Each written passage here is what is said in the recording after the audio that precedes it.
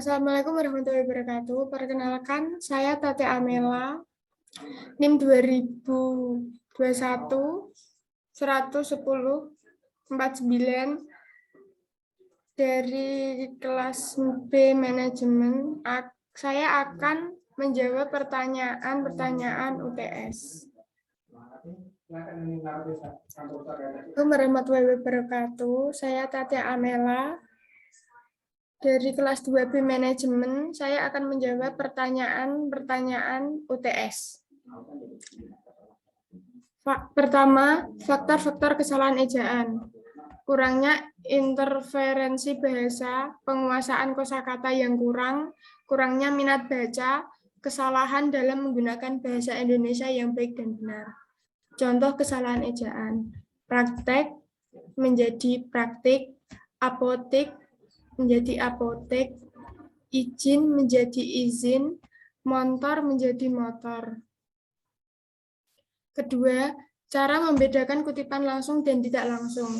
Teks yang dikutip adalah teks asli tanpa pengurangan atau penambahan. Titik 3 spasi berarti ada kata-kata asli yang dihilangkan.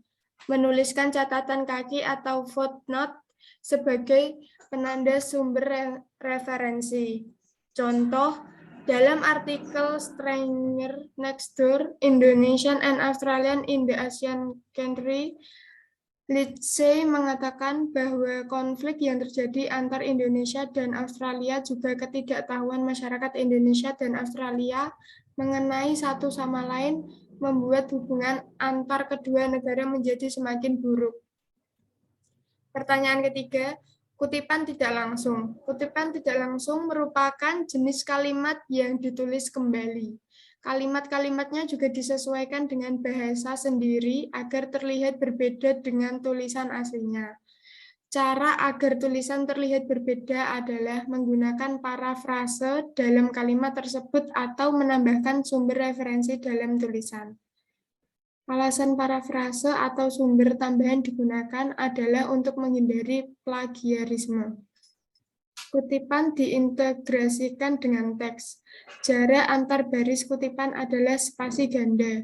Kutipan tidak diapit dengan tanda kutip atau petik 2. Contoh, tombol navigasi adalah sebuah tombol yang digunakan oleh para pembaca blog untuk mendapatkan informasi yang mereka butuhkan dari sebuah blog.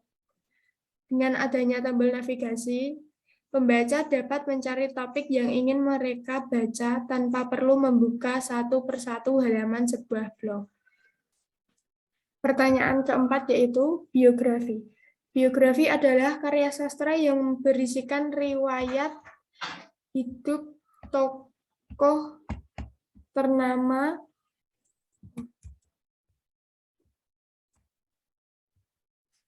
Biografi berasal dari bahasa Yunani, yakni dari bahasa bios dan grafien. Kata bios berarti hidup dan grafien berarti menulis, sehingga biografi memuat riwayat hidup yang berisi prestasi istimewa seseorang. Contoh biografi Muhammad Hatta. Muhammad Hatta lahir pada 12 Agustus 1902 di daerah Sumatera Barat, tepatnya di kota Bukit Tinggi. Hatta menjadi wakil presiden pertama di Indonesia.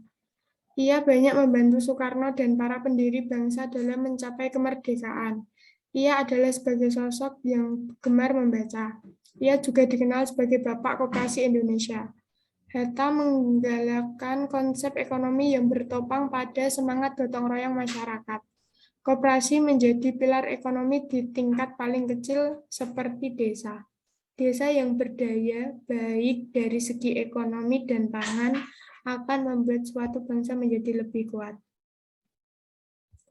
Pertanyaan kelima yaitu bibliografi. Bibliografi adalah daftar pusaka yang mencakup isi dan deskripsi suatu buku, meliputi judul, pengarang, edisi, cetakan, kota terbit, penerbit, tahun terbit, jumlah halaman, ukuran tinggi, dan ISBN. Contoh bibliografi. Arifin, E. Zainal, dan S. Amran Tasai, 1995. Cermat Berbahasa Indonesia, Jakarta, Akademia. Pertanyaan ke-6 yaitu perbedaan makna antar kata jam dan pukul. Kata jam seharusnya dipakai untuk mewujudkan masa atau jangka waktu. Contoh, mereka bekerja selama 9 jam sehari. Saya sekolah selama 6 jam sehari. Kata pukul mengandung pengertian saat atau waktu yang tertentu. Contohnya, rapat akan dimulai pukul 8. Film itu akan dimulai pukul 11. Selanjutnya pertanyaan ke-7. Bahasa berdasarkan hakikatnya merupakan sistem bunyi bermakna. Jelaskan dan apa kaitannya sistem bunyi bermakna dengan penggunaan bahasa. Bahasa merupakan sistem bunyi yang bermakna. Maksudnya, dalam hal ini, bahasa merupakan sistem lambang yang berupa bunyi yang dapat digunakan untuk menyampaikan pikiran atau mengidentifikasi sesuatu sama lain antar penuturnya untuk bekerja sama, berinteraksi, dan mengidentifikasi diri. Hubungan pernyataan tersebut dengan penggunaan bahasa yaitu bahasa itu bermakna, kata atau morfem pada dasarnya telah memiliki makna. Namun jika disusun dalam kalimat yang tidak bermakna, maka kalimat tersebut bukanlah bahasa. Pertanyaan selanjutnya yaitu, mengapa sering terjadi kesalahan penulisan tanda koma? Dikarenakan kurangnya teliti atau memperhatikan kalimatnya. Kedua, ketidaktahuan bagaimana fungsi tanda baca koma. Ketiga, kurangnya minat baca. Contoh, ibu pergi ke pasar membeli tomat, kangkung, cabai, tahu, dan tempe. Tas ini bukan milik saya, melainkan milik kakak saya. Pertanyaan selanjutnya yaitu perbedaan tanda titik dua dan titik koma.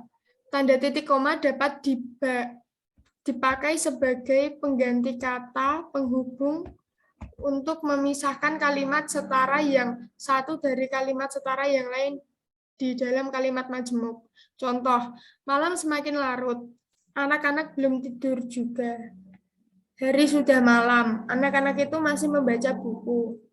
Ayah menyelesaikan pekerjaan, ibu mengurus anak-anak. Tanda titik dua dipakai pada akhir suatu pernyataan lengkap yang diikuti pemerincian atau penjelasan. Saya memerlukan alat tulis kantor, buku, bolpen, penggaris, mat. Hanya ada dua pilihan bagi para pejuang kemerdekaan, hidup atau mati. Pertanyaan selanjutnya, mengapa sering terjadi huruf miring? C. Kesalahan dalam penulisan huruf miring tidak serta-merta karena kurangnya pemahaman mengenai ejaan dalam bahasa Indonesia. Akan tetapi bisa jadi karena kurang teliti dalam penulisannya. Bisa jadi seorang penulis kurang fokus atau konsentrasi dalam penulisan tersebut. Huruf miring biasanya dipakai untuk menunjukkan istilah bahasa asing. Huruf miring juga dipakai dalam penulisan judul buku, nama koran, atau media pers. Selain itu, huruf miring juga dipakai untuk menegaskan atau mengkhususkan huruf, bagian kata, atau kelompok kata. Contoh, cerita kasih tak sampai, Siti Nurbaya, novel karya Marah Ruslih yang melegenda. Pembenarannya, cerita kasih tak sampai, Siti Nurbaya menggunakan tanda miring, novel karya Marah Rusli yang melegenda. Surat kabar dari Suara Merdeka. Pembenarannya, surat kabar dari Suara Merdekanya menggunakan huruf miring. Selanjutnya, jelaskan bentuk kesalahan konsonan dan vokal pada tulisan ilmiah. Huruf konsonan adalah huruf B, C, D, F, G, H, J, K, L, M, N, P, Q, R, S, T, V, W, X, Y. Penulisan huruf konsonan sering dipengaruhi oleh kata baku dan tidak baku. Adanya pengurangan dan penambahan kata yang terjadi di dalam huruf konsonan. Contoh, zaman kata baku yang benar memakai huruf Z. Zaman otomatik konsonan huruf K, salah seharusnya huruf S, otomatis. Lainnya, Kurang konsonan huruf N, seharusnya huruf N ada 2 lainnya. Huruf vokal yaitu huruf A, I, U, E, O. Berpengaruh dan berkaitan dengan kata baku atau tidak baku. Contoh, hakikatnya seharusnya huruf E diganti huruf vokal I. Hakikatnya. Derajat seharusnya ditambah huruf vokal E sebelum huruf R. Derajat.